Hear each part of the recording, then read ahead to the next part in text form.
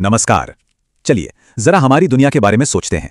यहाँ कितनी तरह की भाषाएं हैं, कितने अलग अलग त्योहार हैं और कितने तरह के लोग रहते हैं। सच तो यह है कि यही विविधता, यही अलग अलग रंग हमारी दुनिया को खूबसूरत बनाते हैं। पर कभी कभी यही अंतर हमें एक दूसरे से दूर भी कर देते हैं। आखिर ऐसा होता क्यों है? आइए आज इसी सवाल की तह तक चलते हैं। अब देखिए, अलग होना तो जिंदगी की सच्चाई है। मतलब जरा सोचिए, अकेले भारत में ही 8 से ज्यादा बड़े धर्म हैं, 1600 से ज्यादा भाषाएं बोली जाती हैं और सैकड़ों तरह के तो बस नृत्य ही हैं। ये सारे अंतर हमें जश्न मनाने के कितने मौके देते हैं। लेकिन ईमानदारी से सोचें, जब हम किसी ऐसे इंसान से मिलते हैं जो हमसे बहुत अलग है, तो क्या कभी कभी हमारे मन में एक अजीब सी झिझक या एक अनजाना सा डर नहीं आता? और बस यहीं से असली दिक्कत शुरू हो जाती है, जब हम किसी के बारे में सिर्फ इसीलिए एक पक्की राय बना लेते हैं क्योंकि वो हमसे अलग है, तो हम अनजाने में एक बहुत ही खतरनाक रास्ते पर निकल पड़ते हैं। सवाल ये है कि ये रास्ता हमें आखिर ले कहाँ जाता है? भेदभाव की जड़ें अक्सर हमारे अपने ही विचारों में छिपी होती हैं। इसकी शुरुआत होती है नेगेटिव सोच और कुछ पक्की धारणाओं से, जिन्हें हम पूर्वाग्रह और रूढ़िवादिता कहते हैं।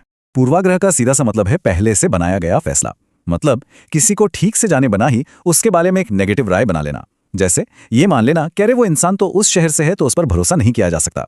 ऐसी सोच अक्सर जानकारी की कमी या फिर बेवजह के डर से ही पैदा होती है।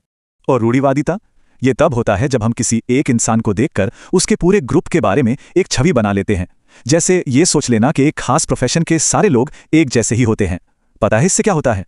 ये हमें हर इंसान को एक व्यक्ति के तौर पर देखने से, उसकी अपनी खासियतों को पहचानने से रोक देता है। हम अक्सर लोगों के बारे में ऐसी अधूरी तस्वीरें बना लेते हैं। कुछ लोग मानते हैं कि शहर के लोग तो बड़े आलसी और मतलबी होते हैं, और गांव के लोग, उन्हें लगता है कि वो आज भी पुरानी दुनिया में जी रहे हैं। लेकिन सच्चाई तो बिल्कुल अलग है। आज किसान खेतों में ड्रोन इस्तेमाल कर रहे हैं और शहरों में लोग एक दूसरे की मदद के लिए सबसे पहले आगे आते हैं। तो ये धारणाएं सच नहीं, सिर्फ अधूरी कहानियां हैं।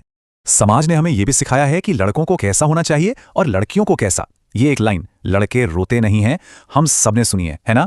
बचपन में अगर किसी लड़के को चोट लग जाए तो उससे भी रोने से रुका जाता है। ये एक ऐसी रूढ़िवादी धारणा है जो लड़कों पर अपनी भावनाओं को दबाने का एक अनकहा दबाव डालती है। तो अब तक हमने देखा कि ये नेगेटिव विचार हमारे दिमाग में कैसे घर कर जाते हैं। लेकिन क्या होता है जब ये सिर्फ सोच तक सीमित नहीं रहते, बल्कि हमारे बर्ताव का हिस्सा बन जाते हैं? तब जन्म होता है एक बहुत बड़ी समस्या का।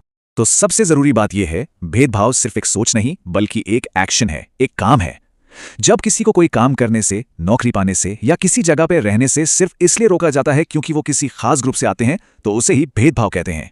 जरा सोचिए, विकलांगता को लेकर जो गलत धारणाएं बनी हुई हैं, वो किसी को कितनी गहरी चोट पहुंचा सकती हैं। जब किसी को अलग समझकर चिढ़ाया जाता है या किसी खेल या ग्रुप से बाहर कर दिया जाता है, तो ये सिर्फ शब्द नहीं होते, ये एक तरह का सामाजिक बहिष्कार है जो किसी भी इंसान का आत्मविश्वास तोड़ सकता है। भेदभाव के कई चेहरे हो सकते हैं। कभी ये धर्म के नाम पर होता है, तो कभी भाषा के नाम पर, कभी किसी की आर्थिक हालत देखकर, तो कभी जाति के आधार पर। और सोचिए, जब किसी एक इंसान को इनमें से कई वजहों से एक साथ भेदभाव झेलना पड़ता होगा, तो उसकी लड़ाई कितनी मुश्किल हो जाती होगी। अब भेदभाव की इन बड़ी बड़ी बातों को असल जिंदगी में समझने के लिए चलिए एक सच्ची कहानी सुनते हैं। ये कहानी है डॉक्टर भीमराव अंबेडकर की, जिन्हें हम भारतीय संविधान का जनक भी कहते हैं। कल्पना कीजिए, साल है 1901। एक 9 साल का बच्चा भीमराव अपने भाइयों के साथ कोरेगांव जाने के लिए स्टेशन पर अपने पिता का इंतजार कर रहा है।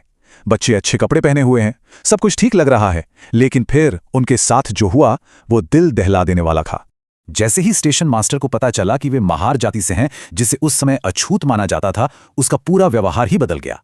डॉक्टर अंबेडकर ने खुद लिखा है कि स्टेशन मास्टर के चेहरे पर एक अजीब सी घृणा की भावना साफ दिखने लगी थी। सोचिए, वो पैसे देने को तैयार थे, 2 गुना किराया देने को तैयार थे, फिर भी कोई भी बैलगाड़ी वाला उन्हें ले जाने को राजी नहीं हुआ। क्यों? क्योंकि उन्हें डर था कि इन बच्चों को अपनी गाड़ी में बिठाने से उनकी गाड़ी अपवित्र हो जाएगी। बस एक पल के लिए रुककर सोचिए, कैसा महसूस हुआ होगा उस वक्त। सिर्फ इसलिए कि किसी का जन्म एक खास जाति में हुआ, उसे इस तरह का अपमान झेलना पड़े, ये कितना दुखद है। ये एक छोटी सी घटना दिखाती है कि कैसे जाति आधारित भेदभाव लोगों से उनके बुनियादी हक भी छीन सकता है। लेकिन इसी तरह के गहरे जख्मों और अन्याय ने ही डॉक्टर अंबेडकर जैसे नेताओं को एक ऐसे भारत के लिए लड़ने की हिम्मत दी जहां हर कोई बराबर हो, सम्मान से जिए। और इस लंबी लड़ाई का नतीजा क्या निकला? हमारे देश की सबसे जरूरी किताब। और इस संघर्ष का नतीजा था हमारा संविधान। इसकी प्रस्तावना यानी इसकी शुरुआत में साफ साफ लिखा है कि भारत के सभी नागरिकों को बराबरी का दर्जा और अधिकार मिलेगा। और इस संविधान को बनाने वाली समिति के जो अध्यक्ष थे, वो कोई और नहीं बल्कि डॉक्टर अंबेडकर ही थे। उन्होंने अपनी जिंदगी के अनुभवों से सीखते हुए ये पक्का किया कि संविधान में हर किसी के अधिकारों की रक्षा हो। तो हमारा संविधान देता क्या है? ये एक गारंटी है कि विविधता का सम्मान होगा, हर कोई अपना धर्म मानने, अपनी भाषा बोलने और अपने त्योहार मनाने के लिए आज़ाद होगा। और सबसे जरूरी बात, कानून की नज़र में हर नागरिक बराबर होगा और छुआछूत जैसा व्यवहार एक अपराध माना जाएगा।